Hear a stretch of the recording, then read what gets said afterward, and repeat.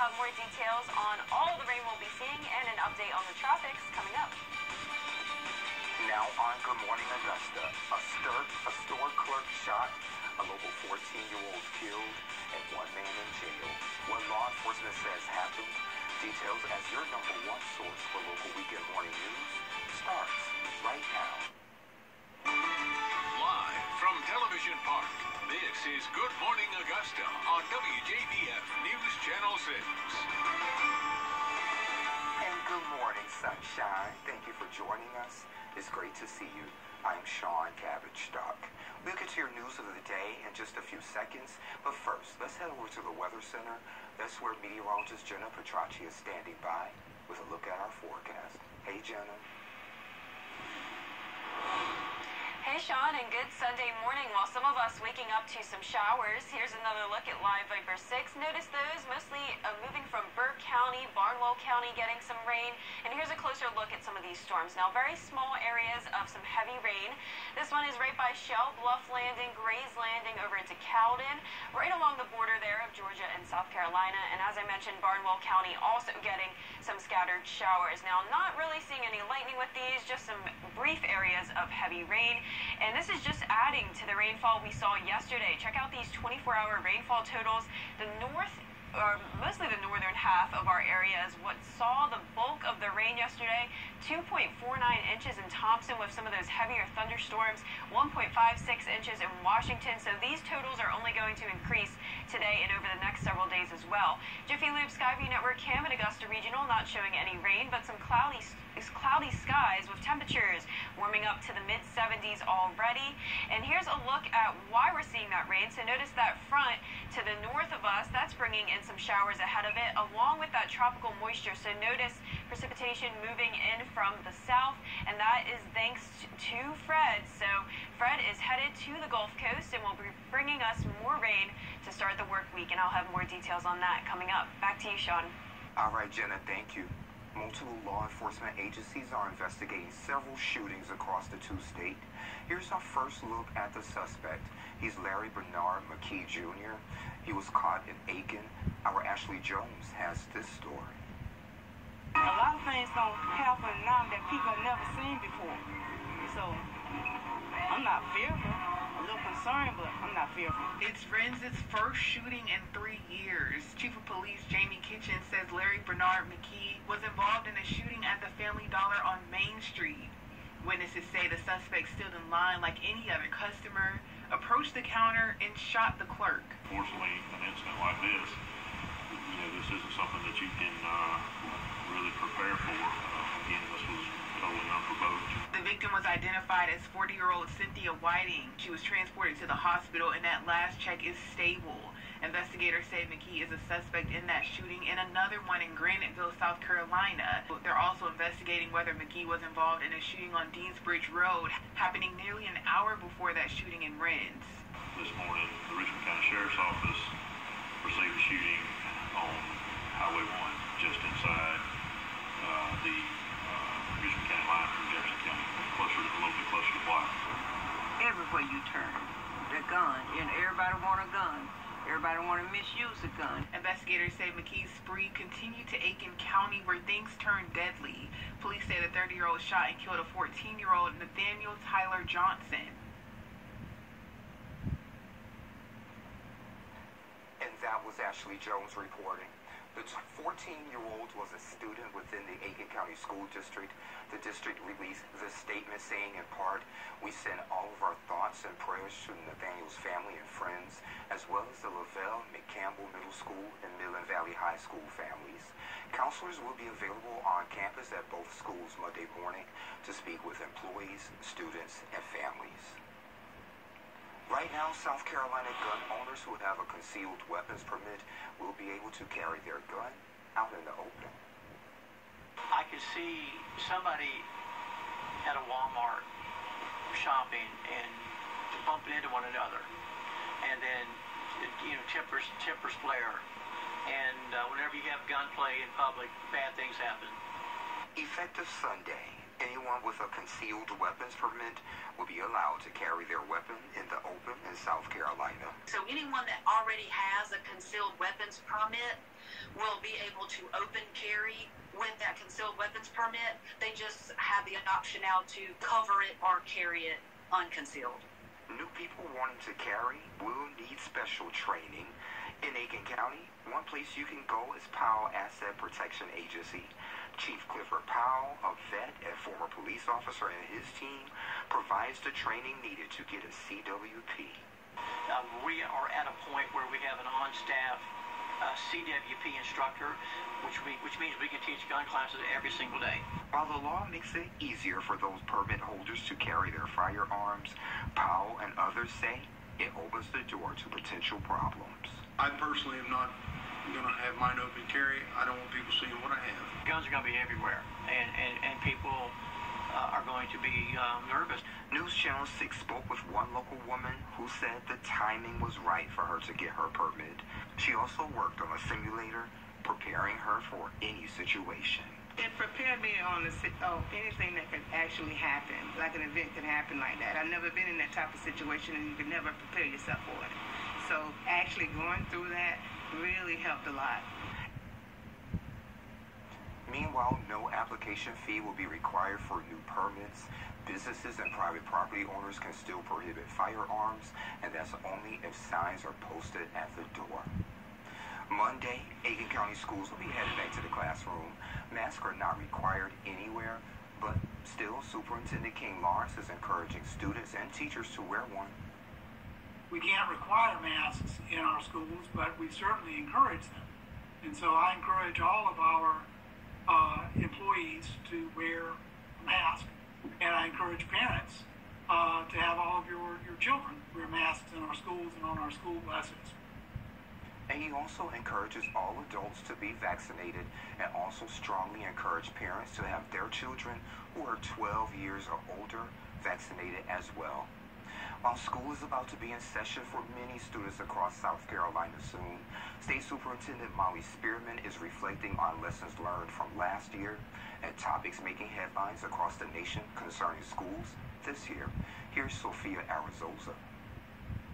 I'm cautiously optimistic that we'll have a good year. Another school year amid rising case numbers. State Superintendent Molly Spearman says her team is using the lessons they learned last year to their advantage. In all aspects, as far as knowing how to better do the contact tracing, the strategies in the school hallways, cafeterias, all of those things we learned so much, so I think we're better prepared. Educators' biggest challenge, she says, is accelerating learning.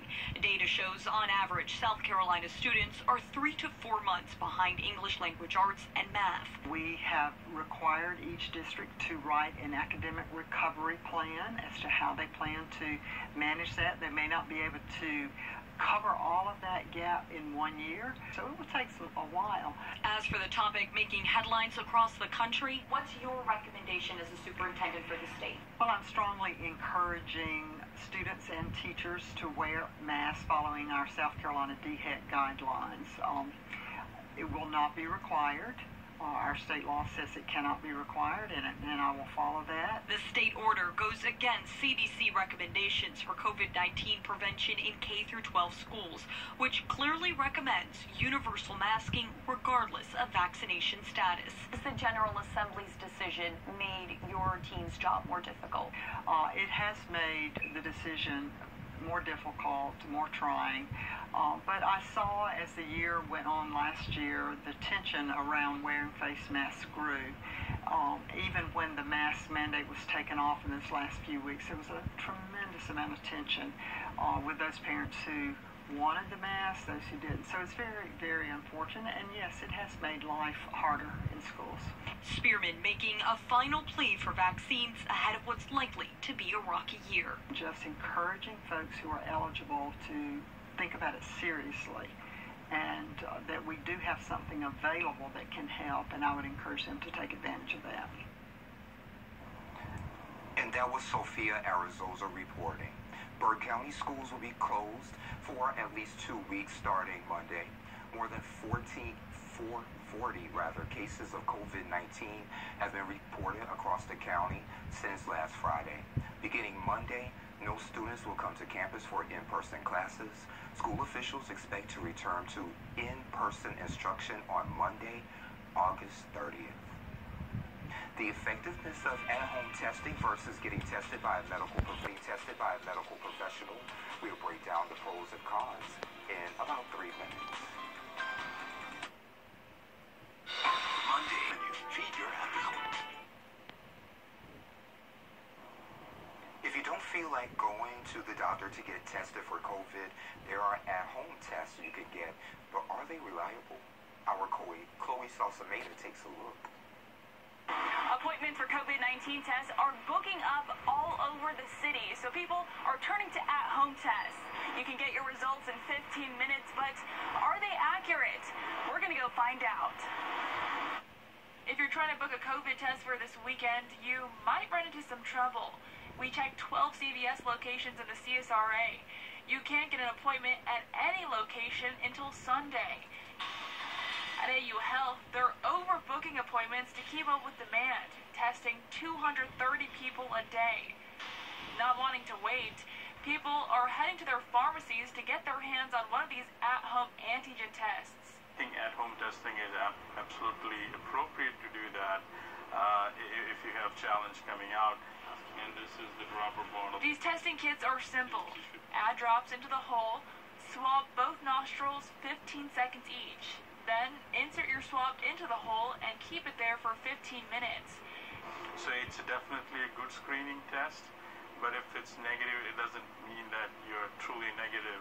Or if you're positive, there's a chance that it is a false positive. Dr. Ravindra Kolhe says these at-home antigen tests are not as reliable as the tests done at your doctor's office or at a testing site. So the gold standard testing for COVID-19 is the PCR-based testing. Not only are PCR tests extremely accurate, you can get your results very quickly.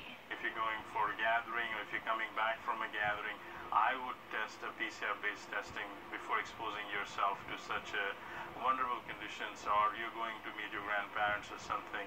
A PCR-based testing is probably the best thing to do. In Augusta, Chloe Salsameda, WJBF News Channel 6. And Richmond County Health Department will begin offering... Order on your favorite delivery app. Now, your most accurate forecast with WJBF Live Viper 6. A very rainy Sunday in store today. Already seeing some showers early this morning on Live Viper 6. And let's take a closer look at some of these areas of some heavy rainfall. This is right around Cowden, Grays Landing, Jackson. Just some brief areas of some heavy downpours. And a little bit in Barnwell County as well. These are mostly breaking up. Not seeing as much heavy rain. But this will continue as we go into the next several hours. And for the rest of us, seeing some cloudy skies to start off this morning. A pretty scenic shot over the Jiffy Lube Skyview Network cam at the Augusta Marriott. Some fog in the sky as well. And temperature is pretty warm, 73 degrees. Dew point at 71 and very high humidity. So around the CSRA, temperatures all in the low 70s for the most part, with some areas seeing cloudier conditions.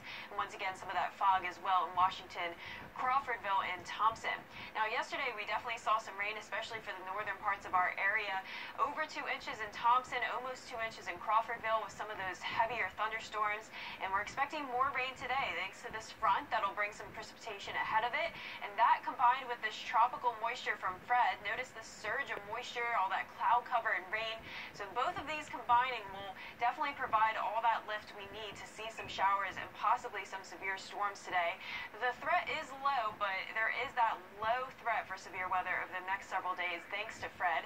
So right now it's still just the remnants of Fred. Wind speeds at 40 miles per hour, but the center is still not very well defined. So that's why it's not considered a tropical storm yet, but it is expected to become a tropical storm once again as it continues to move over the Gulf of Mexico and eventually will make landfall somewhere between the Alabama and Florida coastline around early Tuesday morning and then weaken as it moves over land and make that northeastern turn, bringing us some rain.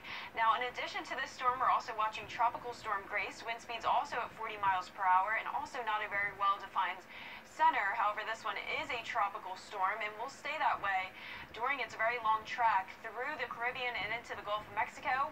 Wind speeds are not expected to change too much, but this definitely depends on its interaction with Cuba, so things are still likely to change with that system. And believe it or not, we have another one as well. We're watching this low pressure area at a 30% chance of development. So more details on that as we go into later this week. But rain chances very high, 80% on Monday, 70% on Tuesday. That's when we'll have the bulk of the rain from Fred. And for your futurecast today, some storms will definitely be possible for much of the area. Here's a look at 2 into 4 p.m. Mostly the southern half of our area getting some heavy rain. And this continues until the time the sun goes down and left with just mostly cloudy skies for tonight. Now as we go into Monday, there's Fred nearing its way towards the coast with all that precipitation on that eastern side of the system. Those outer bands will be affecting us as we go into Monday and Tuesday, but looks like most of the rain will stay just to our west, so that's good news as the system continues to track more to the west. But rainfall total is not looking too impressive from Fred, around 1/2 to 2 inches over the next couple of days. Highs today going to be below average, 89 in Augusta, and for the lows tonight, 73 in Augusta. Partly cloudy skies, and for the next 10 days, once again, Viper 6 alert day issued for Monday as we're tracking Fred, and very high rain chances with cooler temperatures all week.